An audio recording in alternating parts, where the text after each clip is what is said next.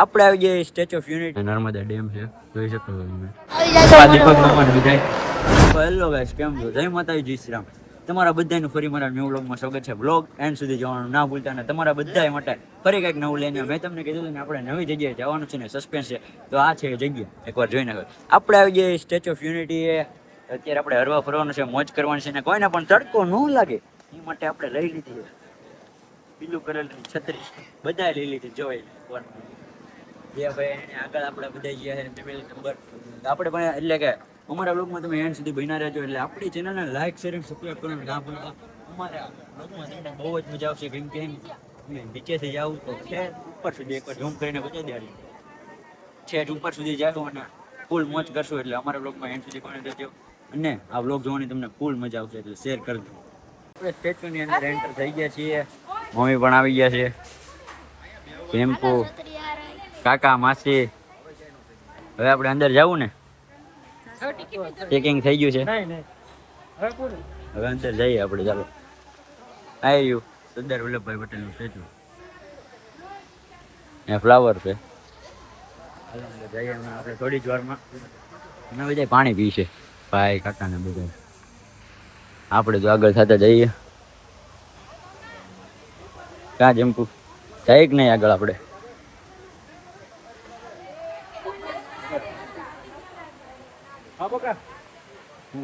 પપ્પાને ગરમી બહુ થઈ ગઈ. આ છે આપણો ડ્રાઈવર ભાઈ. મજા આવી ગયો ભાઈ, ગરીબમાં પુગાડી દીધા. રિવ્યુ લઈ લઈ કાકાનો. સરસ. કેવું છે? બહુ ફીલ સારું થઈ ગયું, મજા જ આવ્યા રાખે. કેવું ફીલ થાય? બહુ મસ્ત. તને કેવું ફીલ થાય? તમને કેવું? બહુ મજા આવે. બહુ મજા આવે. થોડો તડકો લાગે છે પણ બહુ મજા આવે. ધીમો ધીમો તડકો લાગે છે પણ મજા આવે. તમને કેવું? દેવા કરે પણ ગરમી દુનિયાની થાય. સાચી વાત. તમને કેવું ફીલ થાય છે? બહુ ગરમી થઈ છે. મને સારું ફીલ થાય છે. અત્યારે હાલવાની અમારે હે ને તસ્તી નથી લેવી પડતી, કેમ કે અમે આની અંદર ક્લોઝઅપ આવી ગયા છીએ. Statue of unity, Sardar Vallabhbhai Patel. હમણાં આપણે ઉપર જવાનું છે, ફૂલ મોજ કરવાની છે. એમ નહીં, અમે અત્યારે એક્સિલેટરમાં આવતા ને એમાં પણ દીપક મામા હાલતા હતા. એ કંઈક આપણે જલ્દી પોતે જઈએ ને, હવે પાછું આપણે આ એક્સિલેટરમાં જવાનું છે. એકચ્યુઅલીમાં ને અમને તડકો ન લાગવો જોઈએ. ક્યાં જમવું? તો હવે આપણે જ્યારે ઉપર લિફ્ટમાંથી ઉપર જવાનું, સાવ એટલે સાવ આપણે હેડ સુધી જવાનું છે ને, તો આપણે અહીંથી આપણે જવાનું છે અંદર એન્ટર થવાનું. અત્યારે અહીંયા ત્યારે આપણે તડકામાંથી ગરમીમાં છે એવા, પણ અહીંયા ઠંડો વાતાવરણ છે ને, એટલે આપણે અહીંયા બેસી જન્નત મળી.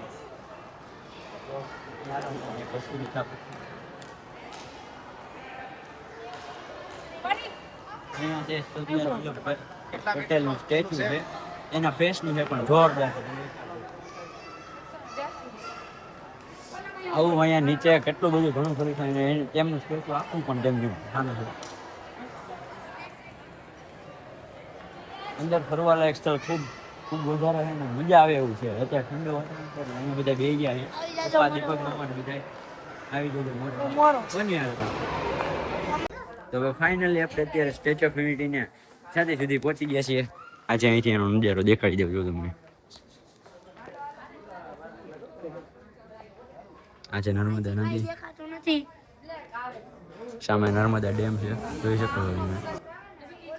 હું ને જંબુ અત્યારે બંને જોઈએ. આ જંબુ દેખાતો નથી, બહુ મજા આવે છે. અંદર જોઈએ, હાલો આગળ સુધી બની રહેજો. લે હા એમ ચાલો મજા આવી ને. બાકી અહીંયા કેટલું લોખંડ વાપરું ને બધું દેખાડે છે આમાં. હવે અમે આગળ જાવી છીએ. ચાલો આપણે આગળ જઈએ હવે. Let's go. આ એમ લેટ્સ. તમે જોઈએ તો અહીંયા આટલું બધું લોખંડ વાપરું સામે કઈ મને દઈ જ નથી કોઈ. આમાં હેઠું કેટલું છે, આમ ઘૂંચડો દોડેલું છે, એવું બધું છે. ઉપર એકવાર જો અહીંયા એન્ડ આવી જાય છે, અહીંયા મને માથું આવી જાય છે સરદાર વલ્લભભાઈ પટેલનું. નીચે તો આમ જો લોખંડી તો અમારે જેવું છે, આટલું જાડું મને પરસેવો બહુ પડે છે.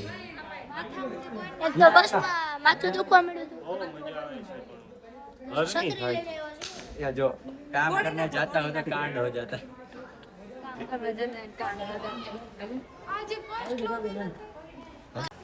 बोल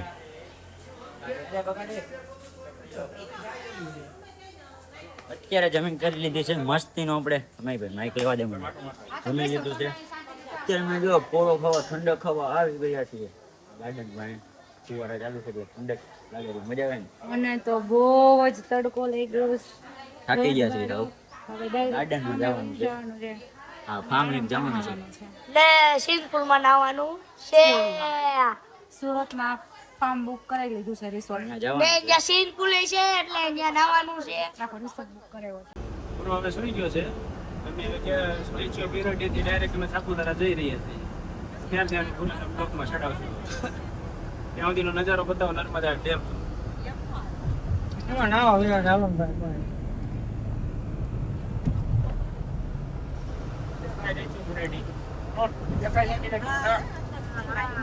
હા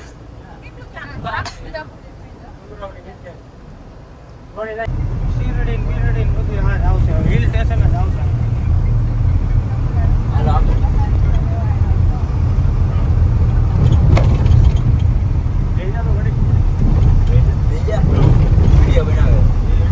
અત્યારે લાગી ગઈ છે ભૂખ સાંજે ચડી ગઈ છે ને બધા નાસ્તો કરવા બેસી ગયા અત્યારે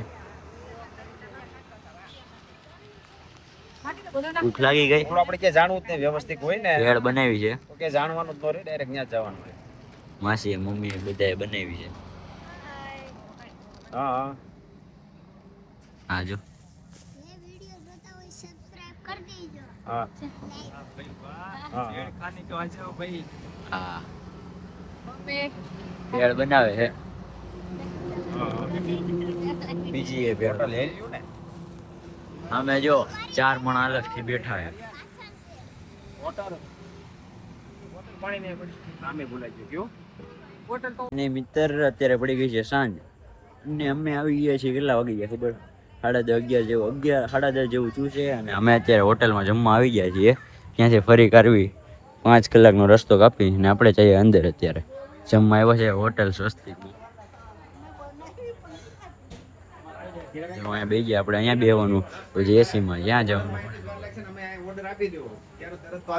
જમવામાં હા, આવ્યા છે અત્યારે બહુ ભૂખ લાગી જમવાની મજા આવી જાય ને સેટિંગ આવ્યું એટલે હા, એમ. હોટલમાં આવી ગયા આપણે હોટલને તમ તારે બુક કરી લીધું છે હોટલ બુક કરી લીધી છે ત્યાં હમણાં જઈએ થોડી જોરમાં થોડી વારમાં ત્યાં જઈએ પણ અત્યારે જમીન જઈએ એટલે હું સવારે અત્યારે 11:30 જેવું જોઈએ એટલે હમણાં આપણે જમી લઈશું દીપકોમાં 2 શબ્દો અમારા ઓડિયન્સ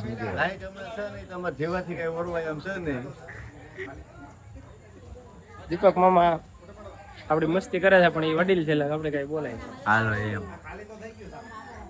કાકા અહીંયા બેઠા છે અલગ જો અહીંયા બેઠા એ પરી મૂડ ભાંગી ગયું કે એમ બહુ ફરવાનું બધાના મોઢા ટેં જેવા થઈ ગયો ગોવા જો કાકા ચોખા આયા ચોખા ચોખા મેચ જોવે છે હા તમે કોની સાઈડ છો આપણી સાઈડ કઈ ટીમ સાઈડ હે કઈ ટીમ સાઈડ ટીવી કેકેઆર કે કેકેઆર કેકેઆર નામ ભૂલાઈ ગયું ભાઈ અહીંયા બેઠો છે હમણાં આપણે થોડીક વારમાં ઓર્ડર આવે તો હારી વાત આરસીબી બેંગ્લોર ઓર કોલકાતા હવે અત્યારે ફાઇનલ બધા છે ને જમવા બેસી ગયા પનીરનું શાક છે અને કાજુ ગાંઠિયાનું શાક છે એટલે પંજાબી છે ને રોટલી છે સાદી રોટલી પપ્પા અને મમ્મી ને હું ને જેમ પણ બેસી ગયા કાકા માસી ને અહીંયા બેઠા છે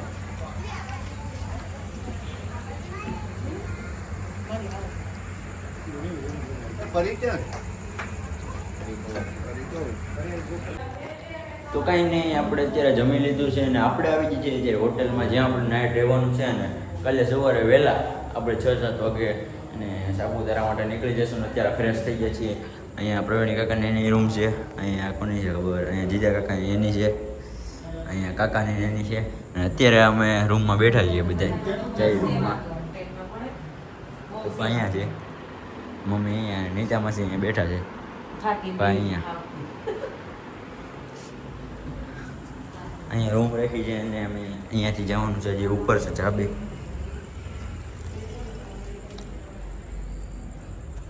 અહીંથી બહાર જવાનું છે.